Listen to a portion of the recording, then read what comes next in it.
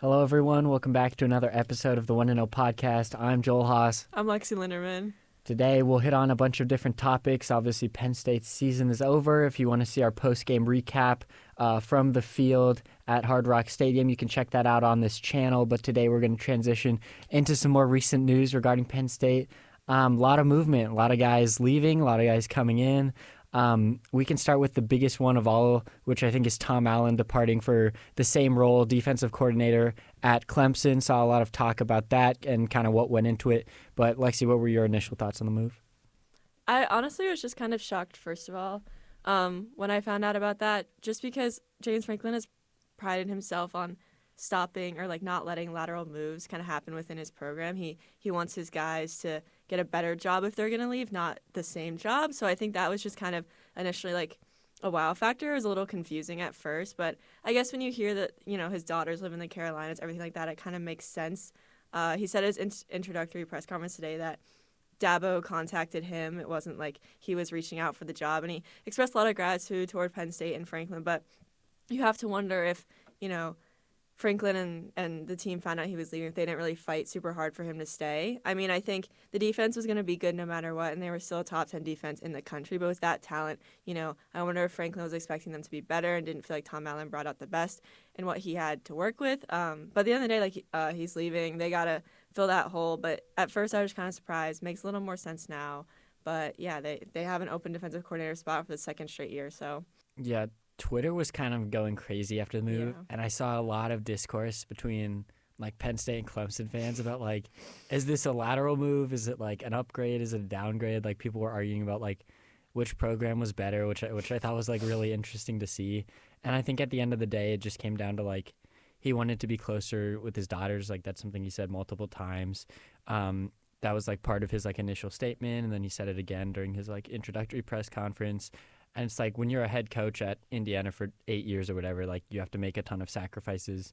You're away from your family for a long time. You're moving around across the country, whether it's different jobs or even just travel during the season. You're going to miss a lot of major events, and you're not going to be with your family a lot. And so you can understand that as he's getting and I mean he's an old guy. Realistically speaking, his career is probably toward the end right now. And so if he has the opportunity to just be closer to his family.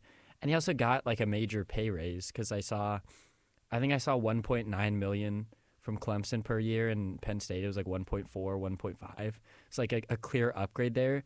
But I don't know. I just thought it was interesting. A lot of people were turning this into some big argument about Clemson is the worst program. How could he leave? Or and then Clemson fans are obviously talking about how Clemson's the better program. And I think there is an interesting debate there about which program's in a better spot. Because obviously Clemson has the recent national championships, but I don't know. Because last you could have different answers depending on the time frame. If you're talking just last year or last few years, Penn State's been the better program, basically since the portal and NIL era started. Because Dabo refuses to use the transfer portal and his NIL thing. Do you remember when NIL was first blowing up and he said we have name, image, and likeness. We're made in the name, image, and likeness of God or whatever. And he had some crazy comments about it. But he obviously hasn't been huge on all these changes. Right. And from that standpoint, Penn State's better. But if you look at the last decade, they have the national championships, which is obviously I don't know. But I also thought it was interesting with the Twitter thing. Most Penn State fans didn't seem super sad to see him go either, which I thought was kind of interesting.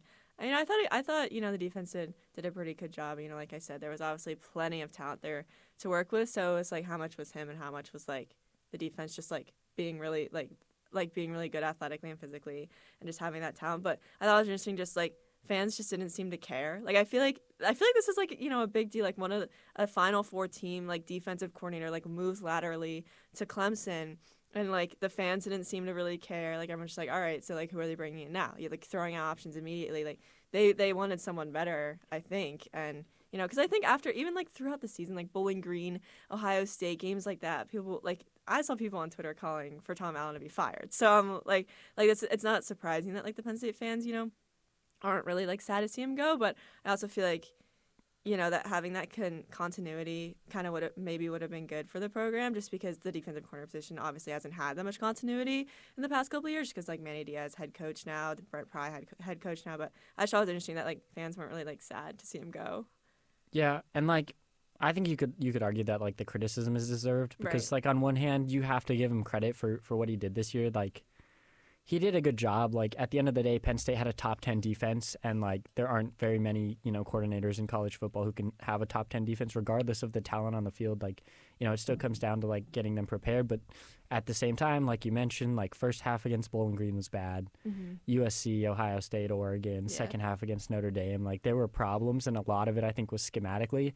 Like even in those games, like I think the one exception was like probably Tez Johnson at Oregon, but for the most part it was like Penn State's defense was never like less athletic than an offense that they were going against. Like in terms of talent on the field, Penn State's defense was never outmanned. Mm-mm. If they were giving up points, it was something schematically. It was Yeah. like guys were not in the right place to make plays and things like that. Like I said, with the exception of like Johnson at Oregon, because he just had like a ridiculous game against Penn State. But I don't know. I think there are a lot of like, I think two things can be true. Like Tom Allen had a good year and did a good job with Penn State, but you can also find much better defensive coordinators as well.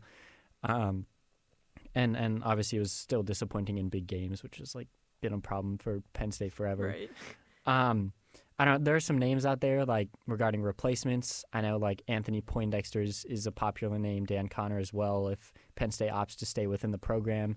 Some guys outside of the program as well, like Al Golden at Notre Dame, which probably isn't super realistic because, going from Notre Dame to Penn State is, again, kind of a lateral move unless, you can offer some kind of big pay raise, or if he, really feels committed to go back, to his alma mater. But that or D'Anton Lynn, who's at USC now and is kind of one of the hotter names, is maybe another option. But is there anyone that, like, you think is kind of the front runner right now?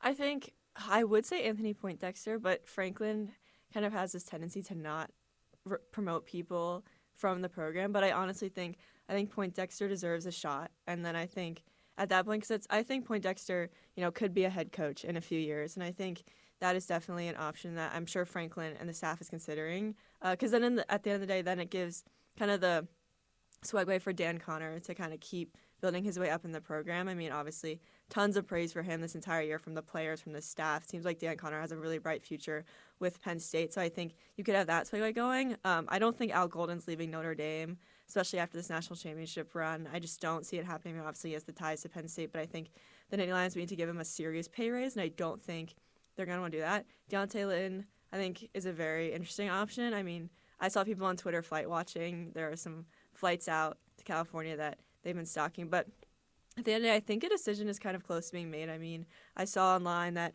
the board of trustees that has to meet to approve contracts that are more than the Penn State president is being paid, and they're meeting twice in the coming days, and so it makes you think, maybe a defensive coordinator position, the position's about to be filled. They have that contract, kind of ready to go. So in that case, it makes me feel like it might be Poindexter, just because the Tom Allen move happened just 2 days ago, and I don't know who they could have gotten in to agree that fast, but I don't know, we'll see. But I think Poindexter would be a good option if Franklin decides to, finally promote someone in-house. Yeah, I mean, hopefully they don't make the decision before the time this gets posted, because then it would be a waste. But it does seem like they're trying to move very quickly in terms of finding that next guy. I think there are a ton of interesting options. If I'm Penn State, I'm kind of reaching out to everyone and really doing a thorough process here to try and figure out. Obviously, you want to reach out to guys like Al Golden potentially and just kind of gauge interest, even though that's a little bit more of a long shot. But I mean, it's a desirable job, and I think to an extent, Penn State sells itself, and the program itself is bigger than the defensive coordinator, because you can point to other programs around the country where it's kind of one head coach ran that program for a long time and was the program. I mean, the one that comes to mind is Frank Beamer at Virginia Tech. Before Frank Beamer got there, Virginia Tech was nothing. Since Frank Beamer left, and he was there for 30, 40 years, whatever, has all the records and stuff like that. Since he left, Virginia Tech's been back to mediocre, 6 and 7 every year. And at certain locations, you have to get the right coach, where it's kind of a perfect match. But I think Penn State's one of those programs where regardless of who you put at defensive coordinator. And you can look back at, whether it's Brent Pry to Manny Diaz to Tom Allen, like the defense is going to be great because like it's just Penn State and like the program is so much bigger than like any one coach, and it can just like transcend kind of any defensive coordinators. So, like regardless of who Penn State brings in, like the defense is going to be good. Penn State recruits so well on that side of the ball, develops really well. Obviously, they have the whole LBU thing and the history at linebacker and everything there. All the talented guys they've sent to the NFL and in more recent years, I mean, defensive backs. We've seen a lot of cornerbacks recently, a lot of defensive ends recently, which wasn't always the case for Penn State, but especially at defensive end the last couple of years, we've been sending a ton of guys to the NFL, and obviously Abdul Carter's the next one is a top, 3, 4, 5 pick, wherever he's going to go, maybe even number 1. We've seen some buzz. We'll figure it out, but yeah, I think if you're Penn State, obviously you want to make the right hire here, but to a certain extent, it's like it's Penn State. Like the defense will be fine. I just think the only thing is, fans are obviously, expecting a lot in 2025, and they have like every reason to, just with all the people that are coming back, which I'm sure we'll talk about later. But so I think that the standard is going to be super high for whoever comes in the defensive coordinator job. I just think you look back at the Oregon game. That was a very winnable game for Penn State, and the defense just completely folded. And I don't think anyone's seen a game like that from Penn State's defense in a long time, giving up 45 points. And like even though it was the number 1 team in the country, like they just could not handle the tempo. Like there was just something so wrong. And so I think like yes, it's like the defense is going to be great no matter who they bring in, but it's like can they be great in those big moments? Like you kind of said with Tom Allen didn't really have that. So I just think that's an interesting aspect of it. But obviously going to be a super sought after job no matter what. The amount of talent just on that defense, anyone's going to want to coach that. And yeah, I'm just interested to see in the coming days who gets hired. Well, it was also interesting to see Kobe King. Yeah. Kobe King declares for the NFL draft and has his nice letter that comes out thanking all of his coaches that he's played under at Penn State, except for Tom Allen. Yeah. The only one who gets left out. So that was kind of interesting. Even Dan Connor got the shout out. Yeah, Dan Connor gets mentioned as well, and he wasn't even one of the defensive coordinators. So I don't know, maybe there was some type of bad blood there. We'll probably likely just never find out about it if there was anything. Obviously, they do a very good job at Penn State of kind of keeping that stuff in-house, and potentially some kind of beef there with Penn State. And I think that's something that can happen when you bring in a guy who's a former head coach. Like he spent the last, I think it was 8 years at Indiana as a head coach, comes into Penn State as a defensive coordinator. He's basically, taking a step down, but it would be easy for him to kind of, want to still have that kind of like alpha mentality of leading the program and potentially clashing with James Franklin. We'll never know. Like that's entirely just speculation, but like that could have been a factor. I also think it's interesting. Tom Allen said in his introductory press conference today that he still likes coaching on the field more than coaching up in the booth, and he pretty much coached in the booth like most of the season. So I wonder if like there was some animosity with like Franklin wanting him to be in the booth and him wanting to be on the field, and like that was a thing. But I don't know. We'll never know. Yeah, well, they had because they switched to Dan Connor as the play caller, and they were saying like part of it was because like Kobe King just could not understand Tom Allen because his voice is so raspy that like the players couldn't even understand the play call when he was like talking into their helmets, and so like they switched to Dan Connor. So that was kind of funny, but I guess maybe that's a factor in the next defensive coordinator hire. You got to make sure that he's like understandable. But that was funny. That was so funny because the first time we talked to Tom Allen, I thought he just had a sore throat. I was like, he must have been like going crazy at practice this week or something. And then it's just the same like every time you talk to him, which is kind of funny. But we can talk about some of the other departures. Or some of the other guys staying as well. A lot of guys making their decisions recently. I think some of the bigger names. The obvious ones, you have like Tyler Warren's going to the draft, Abdul Carter's going to the draft. Jalen Kimber's a guy who's kind of borderline. He ends up declaring for the draft as well. He had already spent 5 years in college, so obviously it was kind of time. He was a veteran. I think he technically could have come back, but I you can't blame him for making that decision. And he had a good year. I think, he put himself in position to get drafted, but outside of that, most of the other guys have actually chosen to come back. Drew we knew about. Zachy we knew about, but some of the more recent ones, Denai Dennis Sutton, Nick Singleton, Katron Allen. Nick Dawkins choosing to come back, which like isn't a huge surprise, but so it's always good to get your starting center back. Just a lot of guys across the board for Penn State. All the specialists returned. They had like a nice joint social media post with all of them together, which I thought it was funny that they included Ryan Barker in the post as like, Ryan Barker is coming back, because it's like he was a redshirt freshman. Like, he's not going anywhere. Like he's not dropping out of school, I guess. No. Like I feel like that was kind of unnecessary. But I mean, Penn State has a majority of its pieces. Like, it's obviously losing a couple stars, but a majority of the pieces are coming back for Penn State. Yeah, I think the most obviously Nick and Kate are both coming back. I think is the huge story that I did not expect that at all. I mean, they don't really have anywhere else. I don't think they have any way to boost their draft stock, I would say. I think they're kind of locked into maybe like third, fourth round pick, probably a little later for K-Tron maybe. So I really think they're just coming back because they want to win a national championship. Like, I don't think there's any other motive besides that. I mean, maybe they got feedback from, NFL people and were like, we need to improve this, improve that. And they're like, all right. But I think, like, at the end of the day, same thing with Deny. I mean, like, Deny was a projected first-round pick heading into the season, and he kind of, like, averaged out over the course of the year. I mean, he obviously dealt with an injury and everything like that, but he had an insane postseason. Like, you got to think, like, he's going to be a top 3-round pick, and he's coming back. And Zane Durant's coming back. And it's like, because I think before that, not the running backs, like the defense, I think the depth was like a big question mark. Like, because if Deny leaves, then it's like, okay, you have true freshman Max Granville, who's going to be a redshirt freshman next season. Smith Vilbert's coming back for his 7th year at Penn State. Well, but that's another thing too, is there are a lot of guys like that, like Smith Vilbert or like J.B. Nelson, who weren't necessarily starters this year, but just like having that depth back is also big. And I think in today's college football, where like Penn State played 16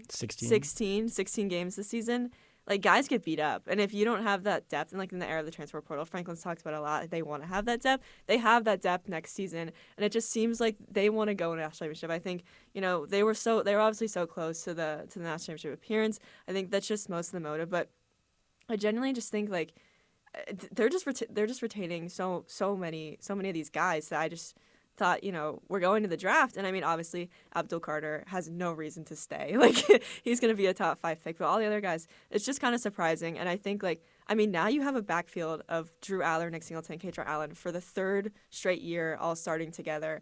And I just, like, I don't know if you can, I mean, right now, I can't think of a better backfield in 2025 than that. Like, that's all of them with another year of development, too. I mean, that's just going to be insane. The only question is, they can fix the wide receiver position. How do you replace Tyler Warren? I mean, obviously, there's been a ton of buzz about Luke Reynolds. Played very well this year. I think he appeared in every game this season, so I think a lot of buzz around him. They've got Andrew Olish coming in. Lots of good things said about Khalil Dinkins and Andrew Applier. So I think the tight ends are going to be fine. They're just not going to get the production that Tyler Warren gave them. So I think there's those question marks moving forward. But overall, like, the core seems very, very much built for a national championship run in 2025, which I think why they're all coming back. Yeah, I mean, the biggest question is just the same question we've had for the last few years, which is, what are they going to do at wide receiver? Because, I mean, once again, their top 2 pass catchers have entered the transfer portal. That happened last year when Keandre Lambert-Smith and Dante Cephas left, and then this year Harrison Wallace and Omari Evans have both entered the transfer portal, which I thought was a little bit surprising because they were guys that were starters this year, probably going to be starters next year if they had stayed. And, I'm not sure if they're going to get a better option out there than Penn State. Like, what school are you going to find right now that's, performing at a higher level than Penn State? There's only maybe 3, 4, 5 schools out there like that. And out of those schools, which of them are in need of a wide receiver, like that, who's not like a bona fide wide receiver 1, right? So, I mean, you have to think these guys are probably going to end up downgrading in terms of what school they end up landing at. Potentially not, a team that's competing for the playoffs and things like that. But at the end of the day, I think part of it is just that they wanted a fresh start for both sides. Penn State just kind of wants to wipe that room clean and kind of rebuild there. And they've kind of done that because they're bringing in a few transfers. Devontae Ross from Temple, 1,000-yard receiver, who I was pretty impressed with, like what I saw from film. And obviously the knock on him is going to be that he played at Temple. And, like, you have to wonder if that level of play will translate to the Big Ten. But he did play really well against Iowa. I think 200 yards and 3 touchdowns, something like that, when Temple played against Iowa this last year. So I think he can compete at this type of level. I mean, I just remember, like, looking back at his highlights. Actually, I was doing it just now before the podcast, so it wasn't that long ago. But, like, some of the throws he was getting were not good. Like, just wobbly passes, just like ducks on all of these throws, and he was still, like, finding ways to catch it. And I mean, really just looking through his highlights, like I feel like he can make every type of catch, like contested catches, deep balls, short stuff. Like I think that he can really make all types of different catches, and obviously that's how he gets to 1,000 yards is kind of having that versatility and being able to do it all, yards after the catch as well. And then Kyron Hudson's the other one who they bring in from USC, a little bit less experience, a little bit less film on him, just because he played a little bit less at USC, but it was obviously an extremely talented wide receiver room, as Penn State found out firsthand this year. And Hudson had the highlight reel catch that everyone was sharing after he transferred, of like the one-handed grab against LSU in week 1.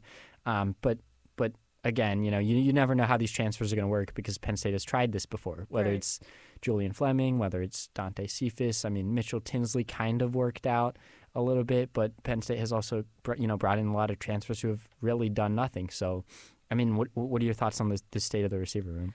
I do think that after the Orange Bowl performance, changes needed to be made. I'm not super surprised about Amari entering the portal, just because I think I remember after Devontae Ross committed as a transfer, he tweeted out a laughing face emoji, because they're similar in the sense that they're both just super fast, and I think that's their main really good trait. And so I think it's hard. I mean, obviously it's good to have two super fast guys on the team, but you have to wonder if he felt a little pushed out. You also have to wonder if Franklin and the staff didn't really push super hard for them to stay. Because Harrison Wallace had 720 yards this year, was the clear wide receiver 1, and obviously he still was quiet in some of the bigger games. Obviously no wide receiver to catch in the Orange Bowl, but I think he would obviously still be a top 3 wide receiver at Penn State in the current state of the room. So it's I don't maybe they all really just wanted a fresh start, but I don't know. You just have to wonder if maybe Franklin just wants a total reset. I'm not sure. You also have to think if Marcus Higgins is on the hot seat. I mean, he took over the job 2 years ago. The room has kind of been in decline for a couple of years after Jahan Dotson left and everything like that. But his receivers had less catches than Tyler Warren himself had this entire season. And I think that's a serious problem, which obviously you're trying to get your best player with the ball. Tyler Warren is your best player. You're going to get him the ball as much as you possibly can. But the entire room having less catches than the tight end is that's not, you can't translate that going forward. You're likely not going to have another Tyler Warren. So I think Higgins should be on the hot seat, if not be fired, if you're Penn State. And I just think now you have to bring in another transfer. I just don't think Kyron Hudson and Devontae Ross are enough to fully fix that wide receiver room. You need a clear wide receiver 1. Do they have the money to go throw at a wide receiver 1? I don't know. It seems like their NIL is in pretty good shape, considering they got Deni, Nick, and Katron to come back. But you just don't a wide receiver 1 is a good wide receiver 1. It's gonna get them to national championship. It's gonna cost a lot of money, and it's how much are you willing to put on, especially when you're not growing, you're not developing him, you're not growing him, so you don't actually know how he's going to pan out. It's just do they want to take that risk? It just depends. But I mean, after Devontae Ross and Kyron Hudson, you have Liam Clifford, and then there's been a lot of hype around Tysier Denmark. Peter Gonzalez is going to be healthy this season. He was a freshman this past season, but so there's a lot of young guys, and then obviously Mekhi Flowers and Tyler Johnson also transferred out. So it's just an interesting. It's obviously you look at the roster and you're wow, this offense can go win a national championship. And then you are wait, here's the wide receiver room. Yeah, wait a minute. And you're oh, yeah. Oh, maybe not. Because if Tyler Warren was still on the team, I could sit here and be yeah, this offense could go win a national championship, but he's not. And so it's you got to get production from the wide receivers. It's just one of those things where we're not going to, no one's going to know until they see it. But the thing is, week 1 against West Virginia, it looked like Harrison Wallace was going to have a great year. He put up 100+ yards in the first half, and everyone was wow, the wide receiver room is fixed. This is great. And then the season goes on, and slowly it's oh no, actually it's not great at all. And Franklin can say they developed as run blockers all he wants, but they have to catch passes. Yeah, shout out Julian Fleming for being the best run blocker on the team. But I mean, yeah, like you said, there's been clear regression under 2 years of Marcus Higgins, and all the top receivers are transferring. I mean, that's, and like you mentioned, Mekhi Flowers and Tyler Johnson as well, who obviously weren't at the top of the depth chart, but that's just other receivers that you're bleeding out. And the guys that you're bringing in, I mean, you're banking on, hitting on some of these guys who you have high hopes for, but it's we haven't actually seen anything on the field. And even in terms of recruiting, like Penn State has missed on a lot of wide receiver targets recently. Like even Elias Koch this morning, or depending on when you're watching this week, like that's a Pennsylvania native who's a 3-star wide receiver. Like he's not getting offers from like, Georgia, Ohio State, like big schools. That's a guy that Penn State should be able to pick up, an in-state prospect, and he lands at Rutgers. Yeah. And that's just not a school that you can be losing to on the recruiting trail if you're Penn State, like at a position that you desperately need. So, I mean, if you're James Franklin, you got to be working the phones right now. Oh, like yeah. Everyone every millionaire CEO alum from Penn State, Terry Pagula, like even like Micah Parsons, like, hey, you wanna throw a bag at us? Yeah, so you're about to get a hefty contract extension. Like how about we slide some of that into the program so we can go buy a receiver, because right now it's just bad. And it's just unreal like how fast it deteriorated. I mean, like they had Chris Godwin, like Parker Washington, Jahan Dotson, all went in early rounds. Like Jahan Dotson was a first-round pick. Like all went in early rounds, and it's like you should be able to sell that to your recruits. So it's like why is it not like how did it decline that fast? I just like the tight end recruiting is like shot way up, and like the wide receiver recruiting is just shot way down. And I mean, I'll do it. Like I'll do it. Like 100K. That's a pretty steep discount probably on what the going rate is for wide receivers right now. I would do it. Yeah, James. Put Joel Haas in there. Yeah, he's got that. But I mean, it's just they need to fix it fast, because this team they have the money. They're built to continue to compete at the highest level. But it's like you have to recruit well at every position too. Like you can't just like not have, especially when wide receiver is such an important position. I mean, you look at all the 4 teams in the playoff or the final 4 teams outside of Notre Dame. Texas has a couple of great wide receivers. Isaiah Bond's going to the NFL draft. Obviously, Ohio State, Jeremiah Smith, all those guys. And then, like, Penn State, just, like, there's, like, nothing. Even Oregon, like, Tez Johnson went off, against Penn State and had a bunch of great games this season. I mean, they just, like, if you want to win a national championship, you got to have some kind of wide receiver. And, it's just kind of interesting, too. I think with the culture Franklin is trying to build, I think, like, a lot of, like, really good wide receivers are cocky. And, like, I just don't, like, I wonder if he's just, like, like, I don't really like that in this day and age, because obviously Jeremiah Smith, like, all the good wide receivers know that they're super good. And, like, I just wonder if also, like, that's why Harrison Wallace left, because he knows he's good and he doesn't feel like he's getting what he wants at Penn State. I don't know. I think that is, like, a really important trait for, like, a wide receiver and a cornerback. Like, specifically those two positions. Like, you have to play with a lot of confidence or else you're just not going to play well. And, like, I think sometimes that leads into, like, what people would consider, like, character issues and things like that. But, yeah. Well, yeah, and I just think the wide receivers had no confidence. I mean, like I said, Franklin can say they developed all he wants, but, like, no one saw any development. Developed into 0 catches in the biggest game of the season. Especially when, like, all the hype, like, Amari Evans was getting so much hype leading up to that Orange Bowl, and then the, like, first pass Drew Aller attempts, he, like, doesn't even turn around for the ball on his route. And then the last pass Drew Aller attempts, he, like, basically gives up on his route. And Drew throws that pretty much game-ending interception. So it's like, it's like, oh, all that hype, like, he's so fast. He's, like, unlocking more than his superpower. It's like where was it at the biggest stage? Like, it's just unreal. I don't know. It's just the state of that room, like, something needs to be done. And I think, you got to start with Marcus Higgins. Like, I don't know how else you approach this. Yeah, well, Franklin hypes him up with like you mentioned, like says that he has a superpower of speed, like he's so fast, and then that last interception at the end of the game, it's like the defensive back is running in front of him, like literally running the route in front of him to catch that ball and like pick them off, and that's how the season ends. It's like really, I don't know. Obviously, it's a major issue that they're gonna have to work out. Yeah. That's it for today's episode. Thank you guys for tuning in and watching. We'll be with you throughout the entire off season with more content, so you can find us back here next week. But until then, you can keep up at psucollegian.com and follow us on socials.